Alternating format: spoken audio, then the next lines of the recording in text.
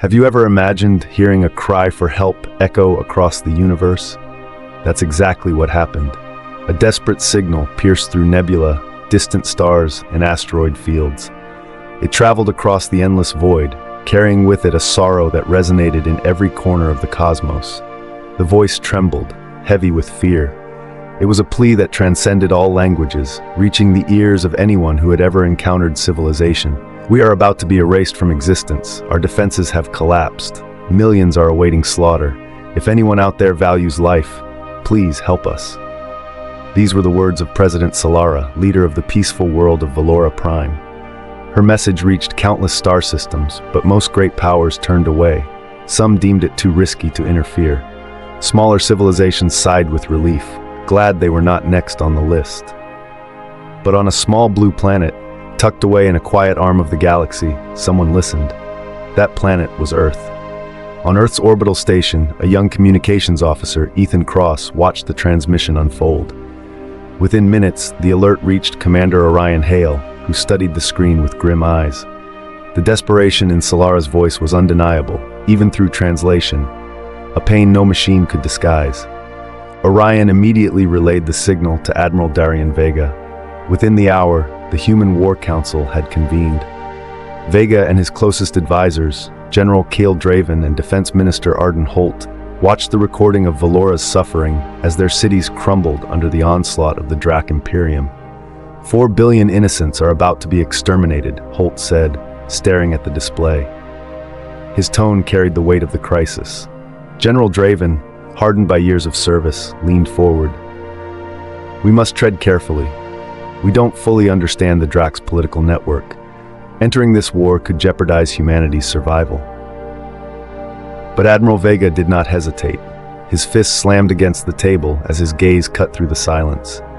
I understand your caution, General, but our fleets were not built to sit idle while entire civilizations are slaughtered. If we do nothing, then what is the purpose of our ships? Humanity does not stand by while millions face annihilation. This is not politics. This is morality. The war room fell silent. Only the faint hum of comm systems filled the air. Finally, Minister Holt broke the silence. The Admiral is right. If we refuse to act, we'll carry that stain forever. We have no real choice. Tension gripped the chamber, but the decision became clear. After a narrow but decisive vote, humanity chose to intervene. Orders were issued immediately. Meanwhile, on Valora Prime, the situation had grown dire.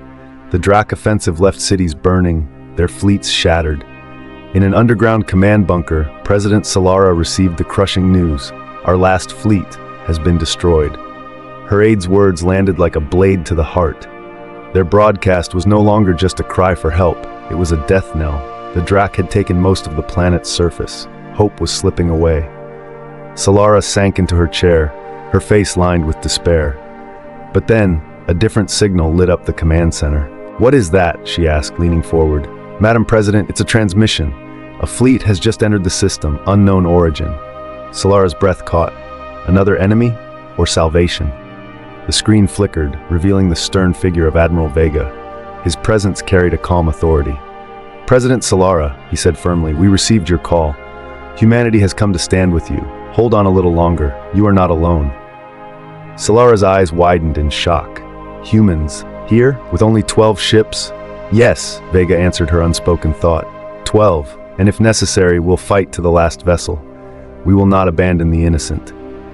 Her doubt warred with a fragile spark of hope.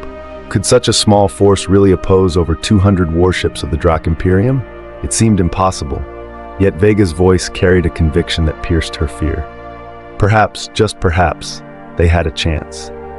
From one of the Vornak squadrons, the commander watched in horror as the human ships moved like an unstoppable storm. The Vornak fleet fell into chaos. Our shields can't withstand these projectiles, cried Captain Korvac, his voice breaking as he saw his warships torn apart.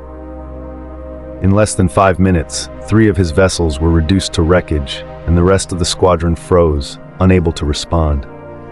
Terror swept through the Vornak ranks as the human fleet pressed forward without losing momentum. For the first time, the galaxy was witnessing something new. Strategy, speed, and deadly precision combined into a force the Vornak had never faced before.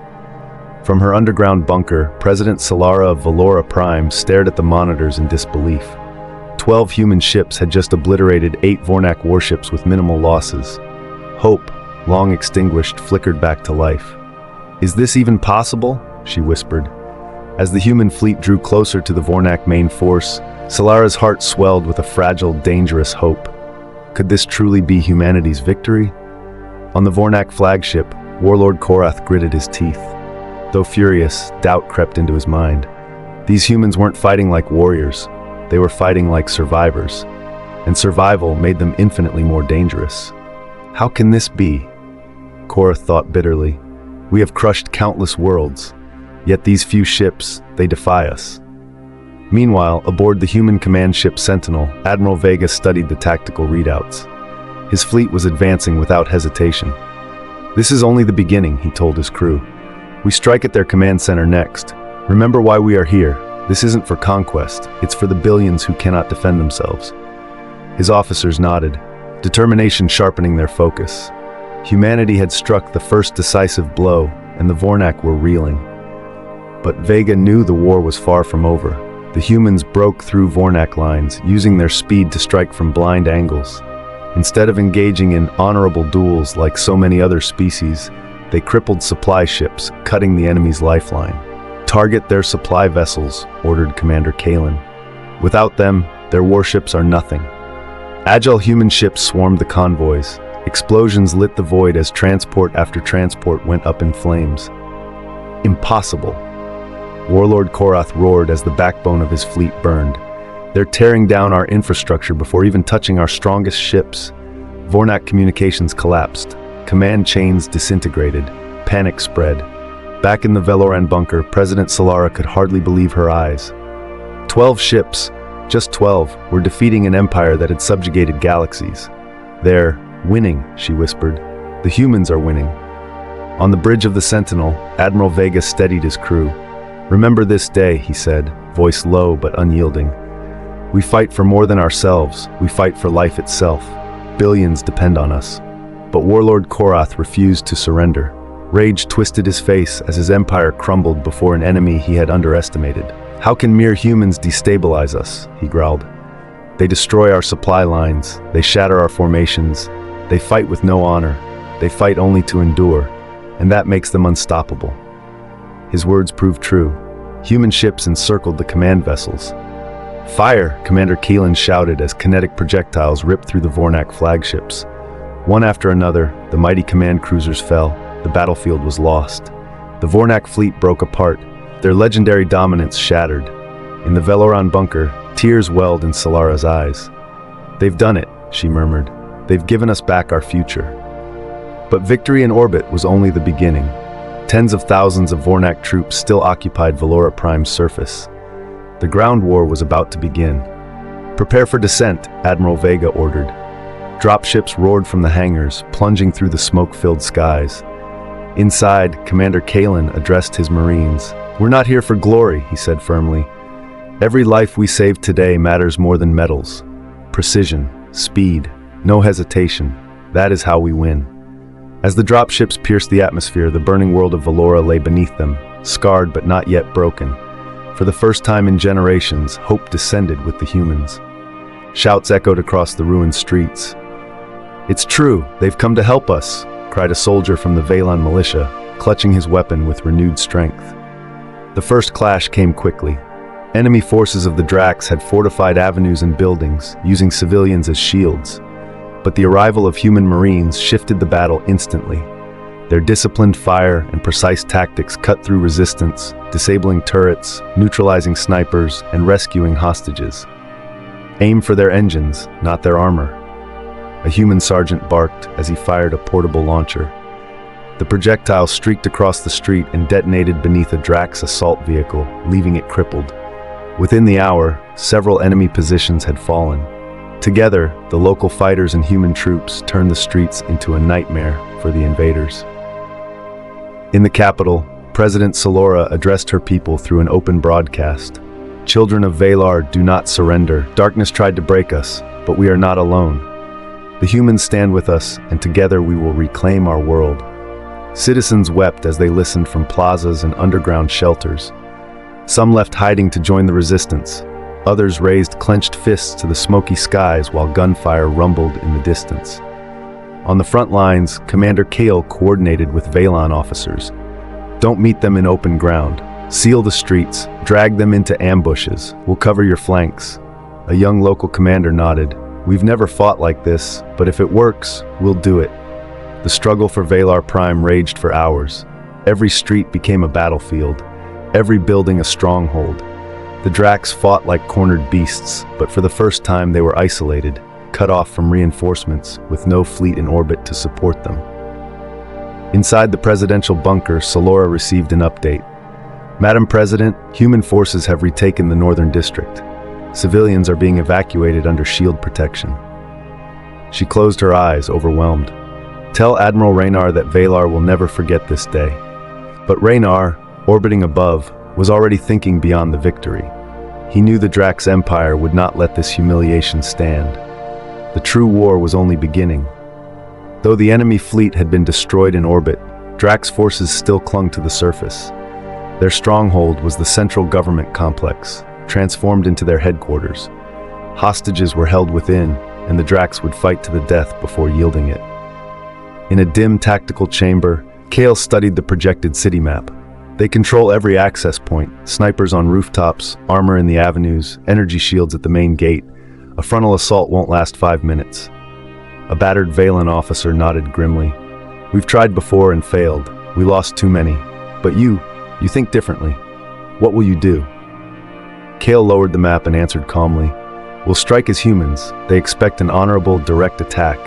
What they'll get is speed, deception, and fire from every angle. While they think we're here, we'll already be somewhere else. From orbit, Admiral Raynar gave the final order. Commander, you have a green light. Retake that complex and bring the hostages home. Valar must see its leaders alive. Kale adjusted his helmet. We'll make this city breathe again. At dawn, drop pods rained from the sky like meteors, shaking the earth as they landed. Human Marines stormed out with magnetic rifles and portable shields, advancing in formation as Valan fighters joined them. Snipers opened fire from rooftops, but human decoy drones scrambled their targeting systems. Controlled detonations flushed enemies from cover, silencing them in minutes. Beneath the city, infiltration teams advanced through old tunnels mapped by the Resistance. Sonic charges blew open new passages, catching the Drax off guard as Marines stormed the lower levels. On the northern front, Kale led the main assault. Mobile shields absorbed plasma fire as the humans advanced, each meter won at heavy cost. Keep pushing, Kale roared. The front is only a distraction. The real strike comes from below. Inside the complex, chaos spread. The Marines fought without hesitation, disabling engines, frying defenses with pulse charges, and cutting through barricades. The invaders had never faced such unorthodox tactics. Hostages could hear explosions drawing closer. An elder whispered, "Perhaps this is our end." But the cell door blasted open, and through the smoke a human Marine appeared. "We're here to get you out. Stay behind us." Tears and relief swept the captives as hope returned. Meanwhile, Kale stormed the command chamber, confronting a towering Drax general clad in scarred armor. The alien struck with inhuman strength, smashing concrete walls. Kale dodged, rolled, and countered, firing at weak points until finally a magnetic round pierced a crack in the enemy's plating. The giant collapsed with a thunderous crash. "This building is no longer yours," Kale muttered, exhausted but standing. Moments later, Orbital Command confirmed, "Admiral, the complex is secure, hostages are safe, the capital is ours." Raynar exhaled deeply. "Broadcast it to all of Valar. Let every citizen know the heart of the enemy has fallen." In the ruined central plaza, President Salora stood before her people. "Valans, we have endured. Today our enemies have fallen. Today we live because someone out there heard our cry." The crowd erupted in tears and cheers. Valar Prime had been reborn. But deep within the galaxy, the Drax Emperor seethed on his iron throne. Reports told of a handful of human ships humiliating his empire. His crimson eyes burned with fury. "They believe they can escape judgment? Then we shall burn their world to ash." He summoned the greatest armada ever assembled, over 800 warships converging toward one target, a small blue planet in a distant arm of the Milky Way. Earth. On the orbital station Unity, humanity received the warning. Admiral Jackson reviewed the reports with Admiral Rennar and President Chen. Confirmed, the Drax fleet is on its way. They will arrive within weeks. A heavy silence fell. President Chen spoke first. If Earth falls, the galaxy falls with it. We must resist, no matter the cost. Preparations began immediately. Shipyards worked without pause, mining stations converted into weapons platforms, civilian vessels refitted as warships. On the Moon and Mars, citizens helped load munitions and repair armor. Humanity became a single army. Then came unexpected allies. Valon fleets, reforged with new technology shared by humans, offered to fight alongside Earth. President Salora sent a message. We do not forget who saved us. If you fall, we fall with you. But if we fight together, we may all survive. For the first time in history, humanity was not alone. At the edge of the solar system, scouts reported something terrifying. Space itself began to tremble. The void erupted with blinding flashes as hundreds of Drax warships tore out of hyperspace. The invasion had begun.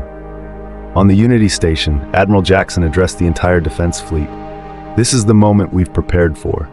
We don't fight only for Earth. We fight for every free world. Let the enemy learn that humanity does not retreat. His words echoed through every cabin, every station, every hidden bunker. Families wept and prayed in underground shelters, while soldiers loaded weapons and pilots powered their ships. Above, the stars blazed with the roar of war about to ignite. Between Mars and Jupiter, the darkness flared into a terrible spectacle. More than 1,000 Drax vessels, colossal battleships, assault cruisers, and endless swarms of carriers, turning the void into a sea of crimson fire. At the head of the armada loomed the Emperor's flagship, the Eternal Dominion. On Unity's command bridge, Jackson gave the order that would begin Earth's last stand. All ships, execute Omega Protocol. Today we fight for our world, and for every free being in this galaxy. The asteroid belt roared to life. Old mining stations, converted into hidden fortresses, unleashed thousands of kinetic projectiles, streams of steel meteors tearing into the invaders. The Drax, used to plasma and energy volleys, were unprepared. Their shields cracked like glass as the first waves of ships exploded in silence. But the Empire pressed on, plasma cannons burning the black sky. Human outposts were reduced to stardust. The first line of defense had done its job. Now, the true battle began. At the center of the front, Admiral Rennar commanded the Sentinel West alongside the dozen veteran ships that had survived Valar Prime. His voice rang out across comms. Remember why we fight. Not for honor, not for glory, but for survival, and to protect the innocent. Those 12 ships dove into impossible maneuvers, striking engines, dismantling cruisers, tearing the enemy apart with ruthless precision. Every impact reminded the Empire, humanity played by no one's rules. Then, the stars lit up again. Reinforcements emerged from hyperspace. 50 Valon warships, reforged with human technology. At their head, President Salora broadcast to every defender, "Today we fight as one. Valon blood flows with human blood. Let the Empire learn that free peoples never surrender." Cheers rippled across the fleet, but more signatures appeared on sensors. Golden Solaris Confederation ships arrived, deploying massive drone carriers. Independent worlds joined as well, sending frigates, armed freighters, anything that could fire. For the first time in galactic history, countless species stood as one army. The galaxy was awakening. From the bridge of the Eternal Dominion, Emperor Kalor sneered. A coalition of weaklings, crush them. Today the galaxy will remember why it fears the Drax Empire. The two forces collided in a cataclysm beyond imagination. Swarms of fighters streaked like deadly fireflies. Battleships and dreadnoughts tore at each other at point-blank range. Explosions lit the nearby planets.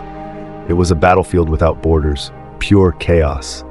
Amid the inferno, Commander Kale led his squadrons through enemy swarms. 2-on-1 always. Forget fair fights, we're here to win. His voice drove every pilot forward as Drax fighters fell in droves. Then Raynar saw the opening. All forces, focus fire on the Eternal Dominion. If their flagship falls, the Empire falls with it. The coalition unleashed everything. Human rail slugs, Valon plasma cannons, Solaris energy beams. The colossal dreadnought staggered under the onslaught, cracks spreading across its armored hull. Emperor Xelor's scarred face appeared across every screen. Do you think you've won, human? You've only sealed your doom. Every empire, every warrior will come for you. Renar stared coldly into the camera. Let them try. They'll learn the same truth you just did. Humans don't abandon the innocent, and we never bow to tyrants. His words became the signal. Every weapon in the coalition fired in unison. The Eternal Dominion split apart, consumed in a silent, titanic explosion. The Emperor was gone, leaderless and broken, the Rax fleet scattered, fleeing to the edges of the galaxy. The battle for Earth was over. Days later, representatives from dozens of species gathered aboard the Unity orbital platform. There, the Treaty of Earth was signed, forming the first Galactic Defense Alliance. President Chen's words were carved into history. Today we prove that no empire, no matter how vast, can stand when free peoples fight together. The age of fear is over. A new era begins. Beside her, President Salora clasped Admiral Raynar's hand. The station thundered with the roar of thousands of voices united. From the observation deck, Raynar gazed at Earth, still shining blue and whole. Captain Kale, exhausted but smiling, stood at his side. Admiral, against all odds we did it. Raynar nodded, eyes gleaming. Not alone, Kale. Together. And that is what will change the galaxy forever. The Drax Empire had fallen. Fear had been broken. And at the center of it all was a small blue world that refused to let the innocent die in the dark. Earth had answered the call, and the galaxy would never be the same.